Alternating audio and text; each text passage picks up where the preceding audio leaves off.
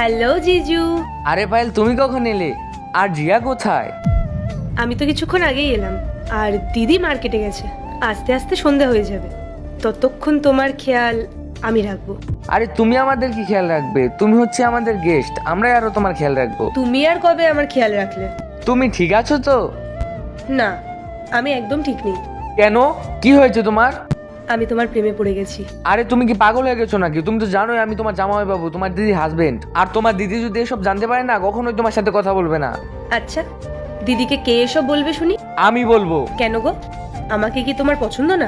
দেখো, আমি মানছি তোমাকে সুন্দর দেখতে, খুবই সুন্দর দেখতে, কিন্তু আমি কখনো তোমাকে ওই নজরে দেখিনি। তাই তাহলে এখন দেখে নাও। না, আমি দেখবো না। না, আমি আগে তোমাকে কখনো এই নজরে দেখেছি, না আজ দেখবো, না ভবিষ্যতে কখনো দেখবো। তাতে কি হয়েছে? পৃথিবীর সব জিজুরাই না শালীদের পেছনে পড়ে থাকে, আর এদিকে আমি তোমার পেছনে পড়ে আছি, আর তুমি আমাকে পাত্তাই দিচ্ছ না। দুনিয়া কিভাবে সেটা আমার কিছু যায় আসে না। আমি শুধু একটা জিনিসই জানি যে তুমি আমার ওয়াইফের বোন, আর আমি তোমাকে ওই নজরে দেখি, তুমি আমাকে ওই নজরে দেখবে। কিন্তু আমি তো ভাবি, আমি তো তোমাকে প্রথম থেকেই আমার বেটার হাফ ভাবি। কি ভুলভাল বলে যাচ্ছ তখন থেকে? আমি কিছুই ভুলভাল বলছি না, আমি সত্যিই প্রথম থেকে তোমাকে আমার বেটার হাফ ভেবে এসেছি। তুমি ওই কথাটা শোনোনি যে শালি আদিঘার বালি? যে এই কথাটা বলেছিল সে এই দুনিয়ার সবচেয়ে পাগল লোক। সে নিজের লাভের জন্য এই কথাটা বলেছিল।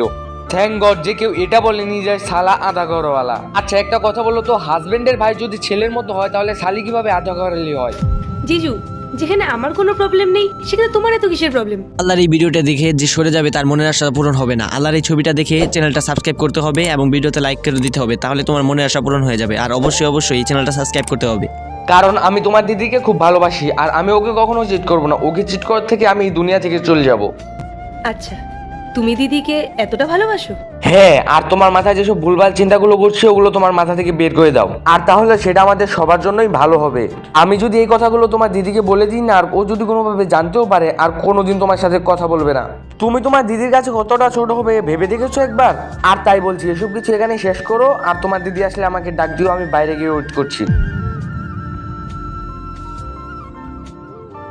বাহ দিদি, মানতে হবে, জিজু কিন্তু তোকে খুবই ভালোবাসে।